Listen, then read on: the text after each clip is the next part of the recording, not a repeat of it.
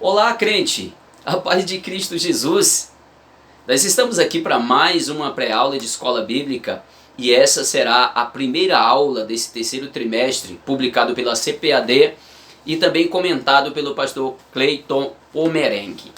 Nós vamos estudar 13 aulas aqui que dá início desde a sessão de Salomão ao trono até o cativeiro da Babilônia. São 13 aulas maravilhosas e eu quero contar com a sua colaboração.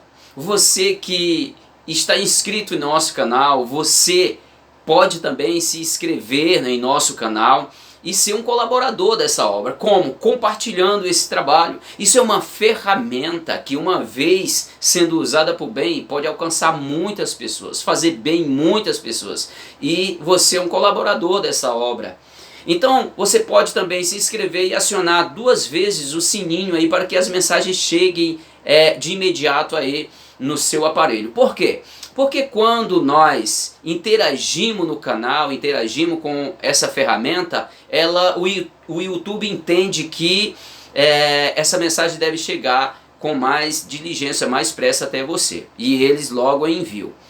Eu sou, amados, o pastor Arlindo, eu sou casado com a missionária Eliane, Eliane Pessoa, também é professora de escola bíblica dominical, ela já é formada em bacharel em teologia, é uma excelente professora. Sou pai, somos pais do Rony, também temos um filho, e congregamos, somos servos, servimos ali na Assembleia de Deus, aqui em Bom Sucesso, no Rio de Janeiro, Rua São Geraldo, número 10, em Bom Sucesso, Rio de Janeiro. Essa igreja, esse ministério é presidida pelo nosso querido pastor Eliseu Alves, aonde também eu faço parte da diretoria como um segundo vice-presidente. O Senhor tem dado a graça a cada um de nós e a mim Ele tem dado para estarmos aqui como superintendente da escola bíblica dominical. Queremos agradecer a Deus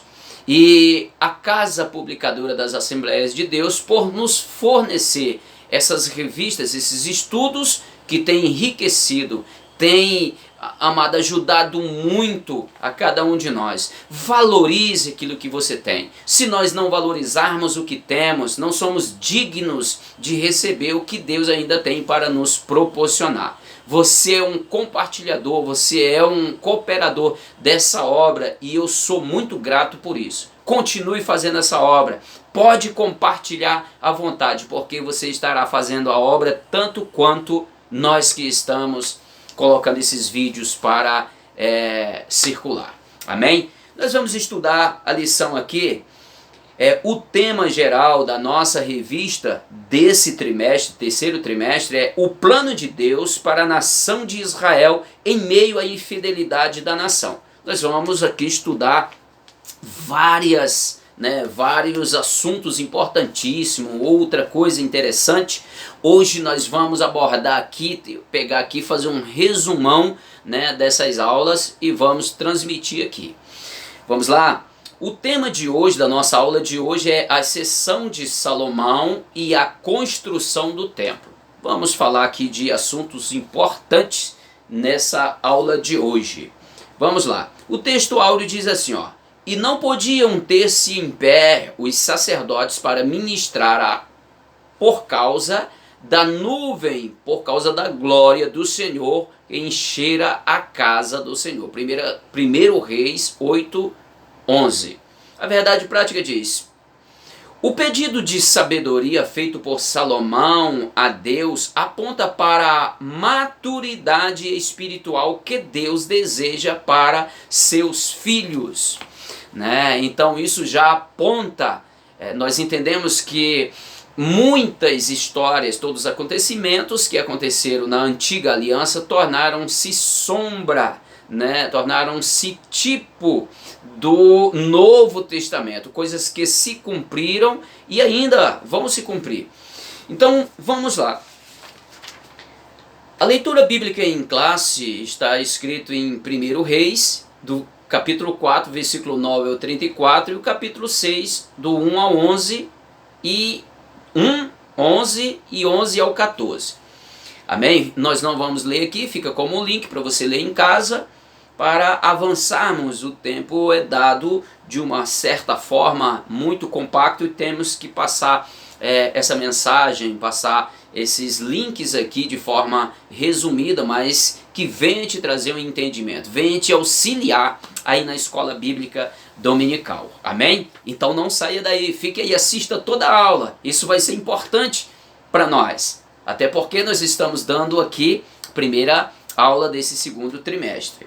O objetivo geral desta aula de hoje é expor a necessidade de permanecer em comunhão com Deus, né? Nós temos aqui, queremos expor para todos os irmãos a necessidade de mantermos a nossa comunhão e fidelidade com o nosso Deus, sempre. O primeiro objetivo específico aqui, porque são 3, o primeiro é evidenciar as virtudes de Salomão. O segundo é o comportamento orgulhoso de Salomão no fim de sua vida. Nós vamos destacar esse assunto aqui também. E os feitos de Salomão também iremos apontar aqui nesse estudo resumido de hoje. Amados, o ponto central de nossa aula é o que pedimos ao Senhor deve ser, refletido em toda a nossa vida. Primeiro eu quero dizer uma coisa aqui para você, tá? Sabedoria de Deus é importantíssimo para a nossa vida, mas a sabedoria de Deus na minha vida, se eu receber essa sabedoria de Deus na minha vida, ela não neutraliza o nosso livre-arbítrio. Entenda, venha cá, deixa eu lhe dizer de novo. Sabedoria de Deus na minha vida, ela não invalida, ela não neutraliza o meu livre-arbítrio que Deus me deu. Com essa sabedoria eu preciso ainda tomar as melhores decisões. Eu preciso me conduzir com essa sabedoria de forma íntegra diante do nosso Deus. Eu preciso ter cuidado para que ela não venha encher o meu coração de soberba, porque diz a palavra que a soberba, ela precede a queda, ela precede o tombo. Então, precisamos, da mesma forma, recebermos a sabedoria de Deus e, com essa sabedoria, saber fazer as coisas boas de Deus, usá-las para as coisas boas, para aquilo que Deus quer que nós usamos. Vamos lá. Sabedoria de Salomão, a virtude de Salomão. Sabemos que Salomão, ele, quando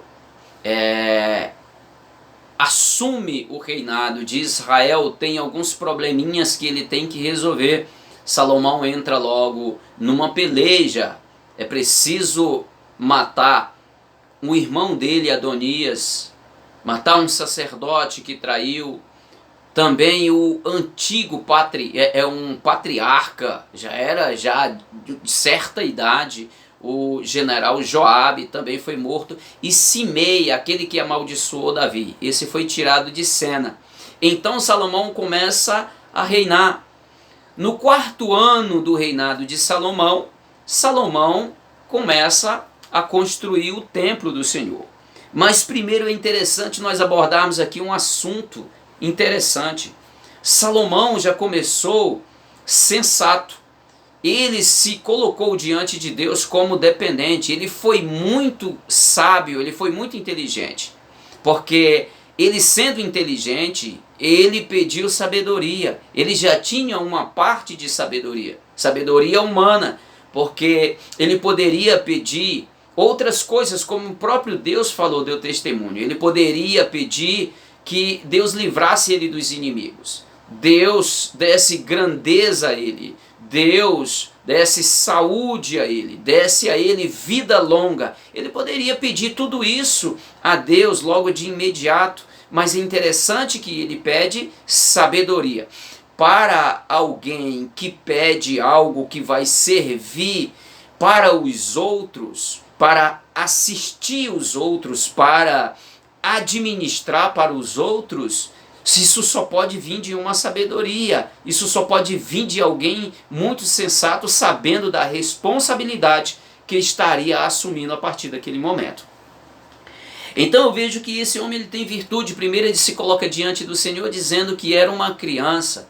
Eu sou como uma criança, eu sou inexperiente, né? E ele vai se colocar diante de Deus nessa situação. Mas que diante, né? Aqui está dizendo,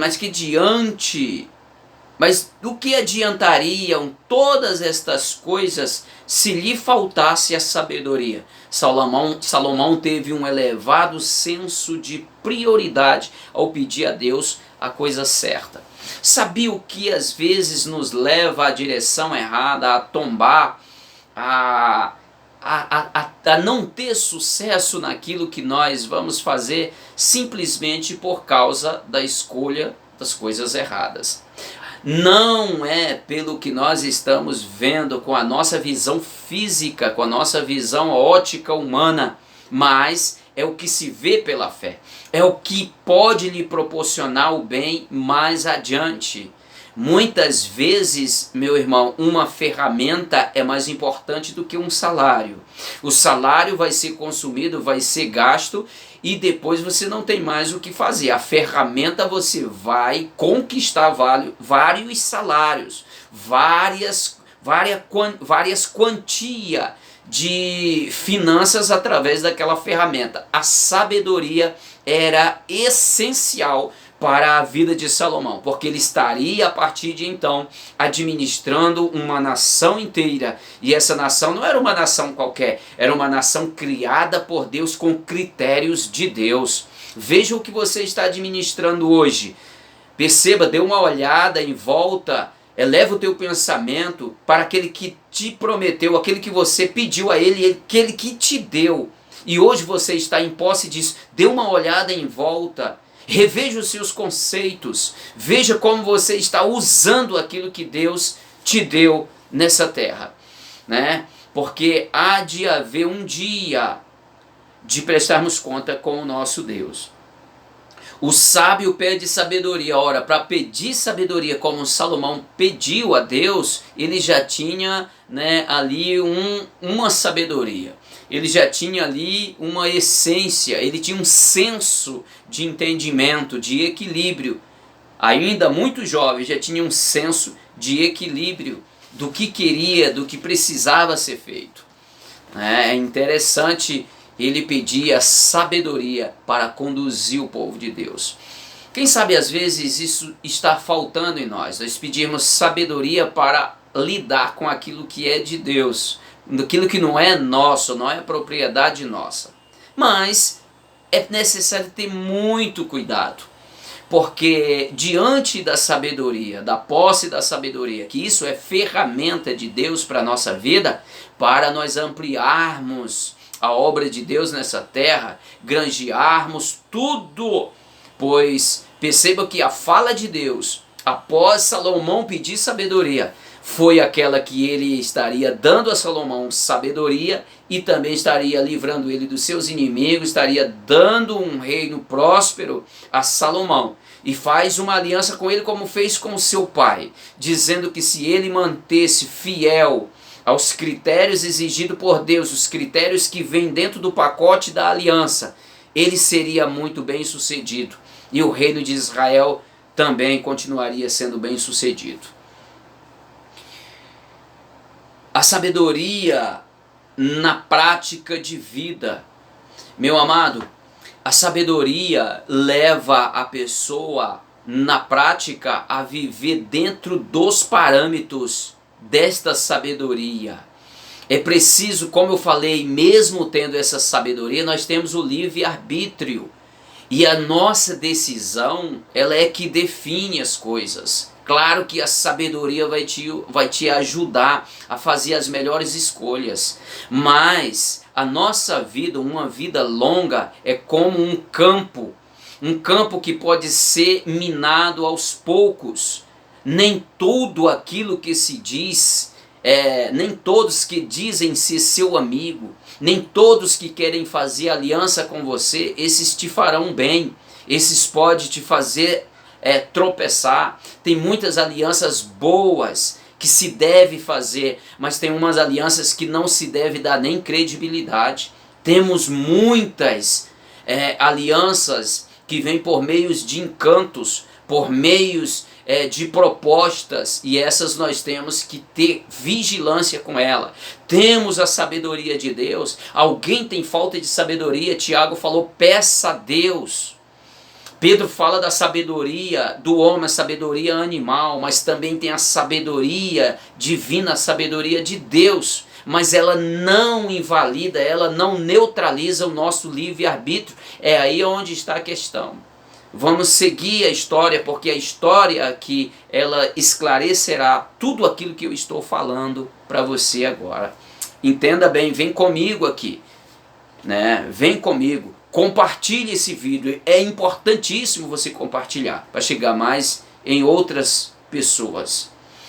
A consolidação do poder, a glória do reino de Salomão. Ora, foi tão grande a glória no reino de Salomão que as pessoas ao derredor vinham e chegavam a Jerusalém nos tempos de festa e ficavam boquiaberto diante da administração, um reino de paz, aonde os seus aliados em volta trazia-lhes presente. Era um reino harmônico, e a sabedoria de Salomão, a sua fala, aqui mesmo fala, a Bíblia fala, aqui na leitura bíblica em classe você vai perceber que ele proferiu a respeito de todas as árvores. Ele falou a respeito das aves, dos céus, dos animais. Ele falou do cedro do Líbano, fez cânticos, escreveu provérbios, 1005 cânticos, vários e vários provérbios. Homem cheio de sabedoria, as pessoas ficavam a boca aberta em ver Salomão abrir a boca e expressar a sabedoria que recebera de Deus. Mas a questão, irmãos, tem um filósofo que falou, que disse que de qualquer uma acusação, um homem pode se defender. Ele pode contratar um advogado, pode colher provas e invalidar a acusação. Mas ele disse, quem pode se defender de um elogio?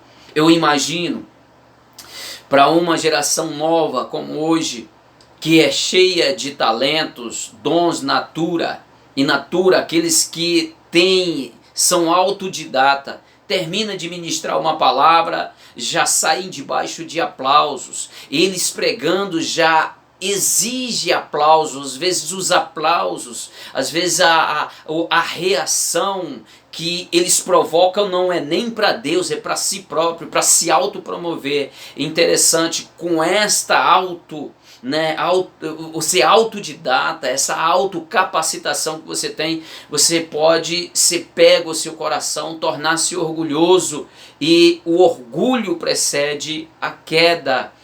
Vamos nos voltar-se para a palavra de Deus, vamos para a humildade.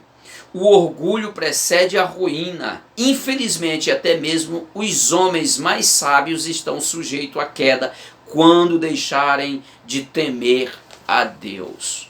Enquanto nós lembrarmos que o que temos e o que somos, tudo isso pertence a Deus, porque de Deus veio, estamos aqui, mas para Ele voltará. Enquanto nós entendermos isso, nós vamos manter um coração humilde, lavando os pés uns dos outros, ajudando uns aos outros, amando uns aos outros, considerando todos iguais. Não somos melhores do que ninguém.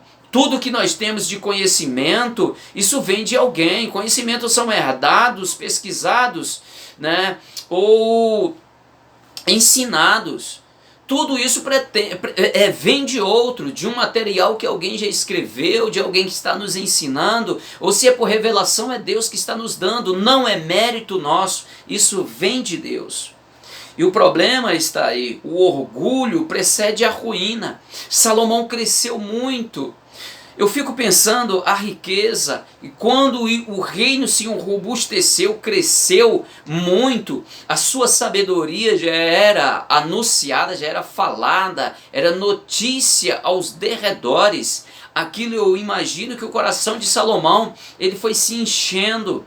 O coração dele foi ficando orgulhoso e ele queria mais e mais dinheiro. Foi fazendo pequenas alianças, casando com mulheres de outras nações com costumes de adoração a deuses pagãos, com chaves de acordo de alianças com outras nações, com os povos que tinham costumes estranhos, diferente do povo de Israel. Isso foi provocando o esfriamento, foi congelando o coração de Salomão. Salomão foi perdendo essa graça, Salomão foi perdendo o contato com Deus. Meu irmão, João escreveu dizendo que se nós nos constituirmos amigos do mundo, nós cortaremos a aliança com Deus, constituímos-nos inimigos de Deus. Então as nossas alianças com esse mundo, isso pode provocar um esfriamento, também um desastre naquilo que o Senhor está nos dando, que o Senhor nos deu para administrar. Eu quero dizer para você que esses povos de costumes antigos hoje são representados num sistema de política falsa. Eles se veste, se traja de crente, falam como crente, se vestem como crente e tomam assento nos nossos púlpitos, nos púlpitos das igrejas de onde é falado a palavra de Deus. E esses homens às vezes encontram alianças e depois deixam um prejuízo para a igreja local, porque eles minam os bons costumes, eles destroem bons costumes, eles não são dignos de estarem em cima do altar. Altar é para homem de Deus, na verdade o altar é para Deus.